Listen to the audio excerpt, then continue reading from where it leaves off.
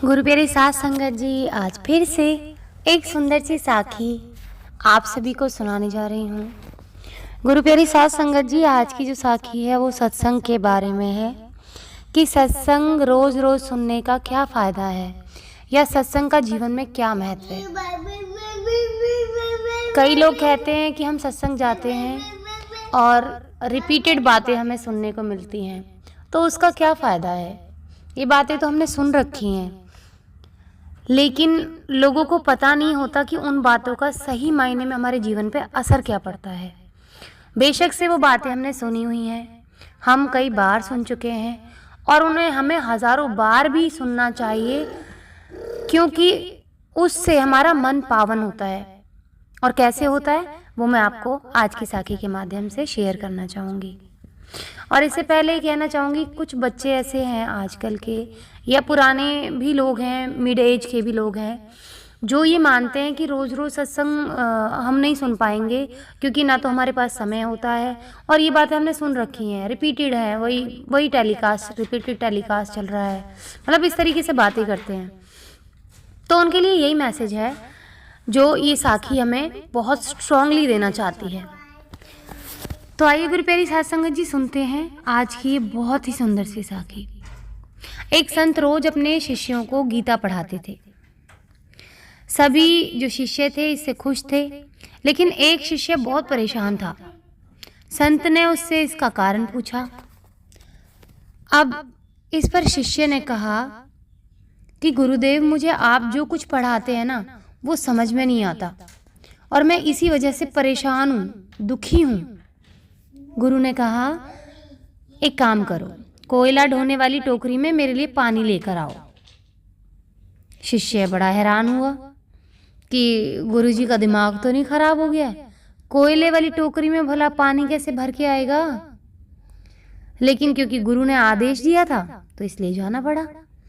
अब वो टोकरी में नदी का जल भरा और दौड़ पड़ा कि उसने अपना दिमाग लगाया, चतुराई करने लगा कि क्या मेरे गुरु ने जो आदेश दिया उसको तो पूरा करना बनता है, क्या पता मैं पूरा कर दूं, क्या पता उनकी बात में सच्चाई हो, मुझे ही ना समझ में आ रहा हो। लेकिन गुरु प्यारी साध संगत जी, कोई फ़ायदा नहीं हुआ। जल टोकरी से छन के बार बार गिर जाता था। उसने टोकरी में जल भर के कई बार गुरु जी तक दौड़ लगाई, लेकिन टोकरी में जल टिकता ही नहीं था। तब वो अपने गुरुदेव के पास गया और बोला, गुरुदेव, टोकरी में पानी ले आना संभव नहीं, कोई फ़ायदा नहीं। गुरु बोले, फ़ायदा है बेटा, टोकरी में देखो पहले। अब शिष्य ने अपने गुरु के कहने पे बार बार पानी में कोयले की टोकरी डुबाने से देखा कि क्या हो रहा है, लेकिन उसको कोई फ़र्क ही नहीं नज़र आया। तो गुरुजी ने कहा कि बेटा, कोयले की टोकरी को पानी में बार बार डुबाने से साफ हो गई है, उसका कालापन धुल गया है। सदगुरु ने कहा कि ठीक जैसे कोयले की टोकरी स्वच्छ हो गई और तुम्हें पता भी नहीं चला, उसी तरह सत्संग बार बार सुनने से ही कृपा शुरू हो जाती है। भले ही अभी तुम्हारी समझ में नहीं आ रहा है, लेकिन तुम सत्संग का लाभ अपने जीवन में ज़रूर महसूस करोगे और हमेशा गुरु की रहमत तुम पर बनी रहेगी। जिस तरह से मैं आपको पढ़ाई के माध्यम से सिखाना चाहूँगी कि कोई भी सब्जेक्ट हम पढ़ते हैं, चाहे वो मैथ्स है चाहे हिंदी है, तो सबसे पहले हम उसके बेसिक्स सीखते हैं, उनको याद कराती है हमारी टीचर, और हम उसको रटते हैं। उस समय हमें उन बातों का मतलब कम समझ में आ रहा होता है कि ये कहाँ पर अप्लाई होंगे, लेकिन हमारी जब जनरल लाइफ शुरू होती है ना और हम आगे और पढ़ाई करते हैं या हमारी वास्तविक जीवन में वो कहीं ना कहीं ऐसे इस्तेमाल होती है, तब हमें उनका रियल मायने समझ में आता कि ये हमने क्यों पढ़ा था शुरुआत में। तो ऐसे ही सत्संग में जो हम बार बार रिपीटेड बातें सुनते हैं, जब हमारे जीवन में कोई घटना घटती है तब हमें समझ में आता है कि ये चीज़ें हमने क्यों पढ़ी थी सत्संग में, हम क्यों सुन रहे थे बार बार। और जब हम बार बार किसी चीज़ को सुनते हैं तो गलतियाँ करने से भी बचते हैं। तो गुरु प्यारी साध संगत जी, अपने जीवन में सत्संग रोज सुने, कई बार सुने, सुनते रहें, ताकि आपके मन से मैलापन गायब हो। हमारा मन और बर्तन एक समान होता है। हम एक बर्तन को साफ करके एक दिन रख देते हैं और उसके 1 महीने बाद आप उसको साफ ना कीजिए, हाथ ना लगाइए, आप 1 महीने बाद देखिए उस बर्तन का क्या हाल होता है। उस पर धूल मिट्टी जम जाएगी, अजीब अजीब सा लगने लगेगा बर्तन, ऐसा लगेगा ही नहीं कि वो कभी धोया था। तो उसी तरह से मन भी होता है। अगर हम सत्संग सुन के कि हमने सब कुछ सुन लिया है, हमने सारी जीवन के सत्य को निचोड़ लिया है, सत्संग की सारी बातें हमें समझ में आ गई हैं, और हम एक बार में ही सत्संग सुन के अगर बैठ जाते हैं जीवन में, तो ठीक हमारे मन का भी वही हाल होता है। जब हम सत्संग सुनना छोड़ देते हैं तो फिर से हमारे मन पे दुनिया में फैली हुई ये जो गंदगी है वो जम जाती है, और फिर उसको हटाने में हमें उतनी ही मेहनत लगती है जितना कि एक बर्तन को मांजते हैं ना, घस घस के मांजते हैं, फिर बड़ी मेहनत लगती है इसको मांजने में।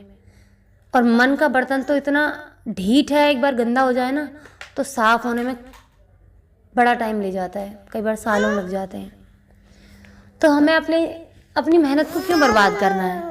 हमें दिन रात सत्संग सुनना है ताकि दुनिया की गंदगी हमारे इस मन पर ना जम पाए, और हर रोज़ हम जमने वाली गंदगी को बार बार सफाई करते रहें, हटाते रहें।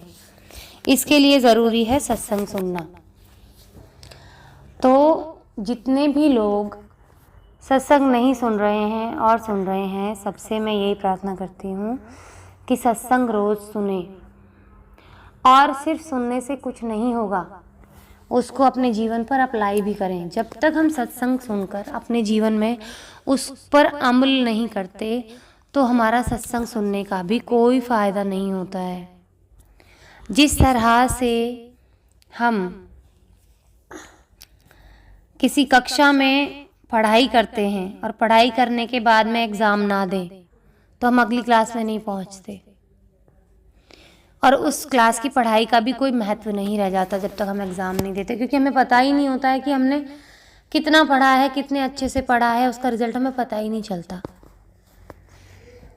तो उसी तरह जीवन में सत्संग का भी महत्व है।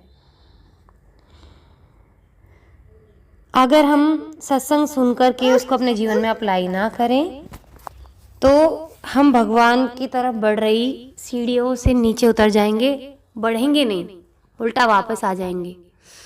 उतनी ही दूरी बनी रहेगी हमारी परमात्मा से। और अगर हम परमात्मा से अपनी नज़दीकियाँ बढ़ाना चाहते हैं तो सत्संग की हर बात को अपने जीवन में अप्लाई करें, और हर परीक्षा में उत्तीर्ण होकर के हर सीढ़ी को पार करते जाएं जो परमात्मा से हमें मिलाएगी। आज इसी के साथ इस सुंदर सी साखी को यहीं समाप्त करना चाहूँगी। मिलती हूँ आपसे अपनी अगली वीडियो में नई साखी के साथ। तब तक के लिए खुश रहें, सुमिरन करते रहें, सच्ची सेवा करते रहें, और कभी किसी का दिल ना दुखाएं।